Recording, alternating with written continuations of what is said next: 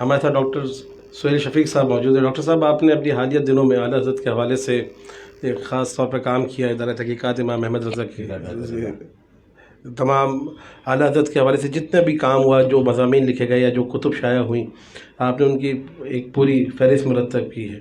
मैं ये जानना चाह रहा था, क्योंकि अमूमी तौर पे हम, जैसे मैंने पहले भी कहा, कि आला हज़रत को एक नाज़गो शायर की हैसियत से और फ़तवा रिज़विया के हवाले से अमूमी जो लोगों का एक तारुफ़ है जो हमें मिलता है, जो अमूमी लोगों के ज़हनों में आला हज़रत का तारुफ़ है। तो जो आपने ये फ़हरिस्त मुरतब की, वो किताबें जो आपकी नज़र से गुज़री आला हज़रत के हवाले से, जो काम हुआ है ख़ास तौर पे, तो आपको क्या नज़र आया आला हज़रत की और कौन सी वो जहतें हैं जिन पे लोगों ने काम किया, और उन पे अगर आप थोड़ा सा एक रोशनी डाल सकें, एक इजमाली जायज़ा अगर आप पेश कर दें कि किन किन लोगों ने या क्या काम किया, जिससे हमें आला हज़रत की मज़ीद इल्मी कद का पता चला या उनके कामों का इल्म हमें हुआ, और लोगों ने किन किन जहतों पे आला हज़रत की जो है तहक़ीक़ी काम किए या जो किताबें शाया हुई उसके हवाले से। बिस्मिल्लाहिर्रहमानिर्रहीम। सबसे पहले तो बहुत शुक्रगुज़ार हूँ मैं मसरूर कैफ़ी नात अकेडमी का और जनाब अबरार भाई का कि उन्होंने मुझे ये इज़्ज़त बख्शी। और दरअसल जिस मौजू पे गुफ्तगू की कहा गया है, तो इस पर गुफ्तगू का हक़ तो प्रोफेसर डॉक्टर मजीदुल्लाह कादरी साहब और अल्लामा फैसल अज़ीज़ बंदगी ही रखते हैं। मैं तो एक तालिब इल्म हूँ और दो अहले इल्म के दरमियान मुझे बिठाकर मुश्किल में डाल दिए गए।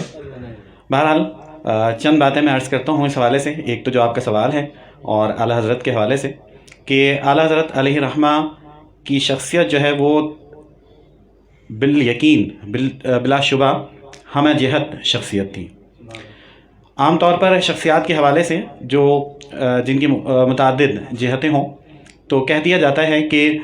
शख्सियत नहीं बल्कि इदारा है। और ये लफ्ज़ अपनी कसरत इस्तेमाल से बड़ा पामाल भी हो चुका है कि हर कस व नाकस के लिए कह दिया जाता है कि शख्सियत नहीं इदारा है। लेकिन अगर हकीकतन कोई शख्सियत ऐसी है कि जिसको कहा जा सके कि वो एक इदारे की हैसियत रखती है, तो वह आला हज़रत फ़ाज़िल बरीरी अलैहि रहमा की है। और ये बात किसी अकीदत के तहत या मुबालगा आराई नहीं है इसमें कोई, बल्कि आला हज़रत अलैहि रहमा की जो जहतें हैं, सिर्फ़ इस मुख्तसर से किताबचे को ही सामने रख लिया जाए तो अंदाज़ा हो जाएगा कि आला हज़रत की शख्सियत की कितनी जहतें हैं। अगर आपने शायरी के मैदान में कदम रखा, नात निगारी की तरफ तवज्जो दी, तो आपने वो कमाल नात निगारी में किया कि आप हसानुल हिंद कहलाएं। आपने अगर तर्जुमा कुरान की तरफ तवज्जो की तो आप मुफस्सिर कुरान कहलाए। फतावा रज़विया देखा जाए, जिसका भी ज़िक्र आ चुका, तो बिला शक व शुबा ये कहा जा सकता है कि आप मुजद्दिद दीन व मिल्लत हैं, कि जो काम, जो इल्मी वर्सा आपने दुनिया के सामने पेश किया, और ये वो इल्मी सरमाया है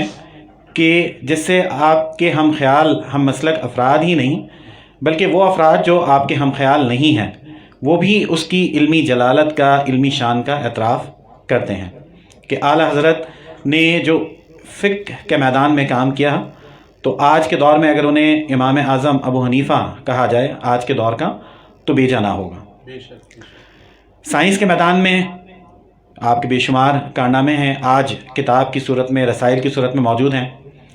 किताब का जिक्र हो रहा था तो खैरुल जलीस फ़ी ज़मान किताब जो है वो एक बेहतरीन रफ़ीक है ज़माने की। इंसान के जिस्म से रूह निकल जाए तो वो फ़ना हो जाता है, मिट्टी में मिल जाता है, बोसीदा हो जाती हैं उसकी हड्डियाँ, लेकिन उसकी लिखी हुई तहरीर बाकी रहती हैं, और वो ज़माने को उसकी याद दिलाती रहती हैं, उसकी अज़मत का एतराफ़ किया जाता रहता है। तो आला हज़रत का इतना वसी और अज़ीम शान इल्मी सरमाया है कि बावजूद इसके कि मुसलसल उस पर काम हो रहा है और एक नहीं कई इदारे काम कर रहे हैं, लेकिन अभी तक आला हज़रत की तमाम तसनीफ़, तमाम रसाइल जो हैं वो शाये नहीं हुए हैं, और उससे हम अभी पूरी तरह वाकिफ़ नहीं हुए हैं।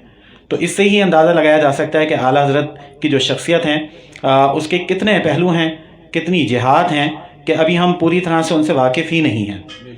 हम तो उन्हें मुस्तफ़ा जान रहमत पे लाखों सलाम के हवाले से जानते हैं और पूरी दुनिया मुतारिफ़ है। फतावा रिज़विया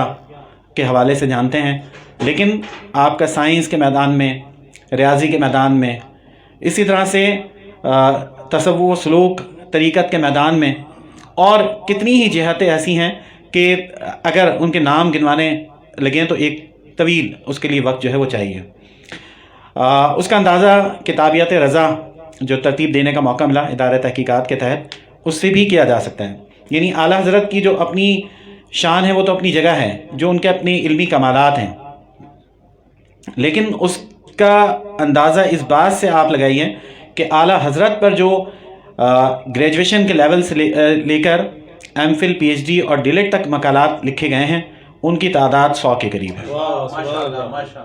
اور یہ 100 تو وہ ہیں جو ابھی علم میں آ گئے ہیں، لیکن اس سے تعداد اس سے بھی زیادہ ہے۔ تو ایک ایسی شخصیت کہ جس پر 100 کے قریب تحقیقی مقالات لکھے گئے ہوں، جبکہ یہ سلسلہ بہت بعد میں شروع ہوا ہے،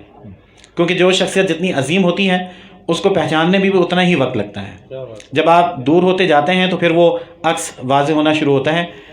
ہم اثر افراد تو اس طرح سے نہیں تمام جہتوں سے واقف ہوتے ہیں، لیکن جیسے جیسے زمانے سے دور جاتے ہیں شخصیت واضح ہوتی جاتی ہیں اور پھر جہتیں جو ہیں وہ کھل کر سامنے آتی ہیں۔ تو بہت دیر میں یہ کام شروع ہوا، لیکن اب تک جو کام ہوا ہے اس سے ہی اندازہ لگایا جا سکتا ہے کہ اعلیٰ حضرت کی جو شخصیت ہیں وہ کتنی ہمہ جہت شخصیت ہیں۔ پھر یہ تو تحقیقی مقالات ہیں۔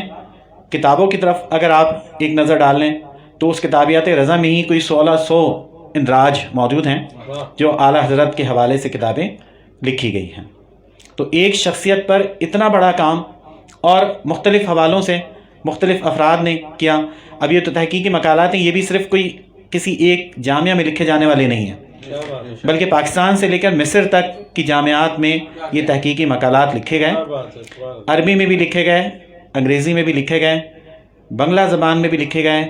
ہندی زبان میں بھی لکھے گئے، اس کے علاوہ دیگر زبانوں میں بھی یہ مقالات لکھے گئے۔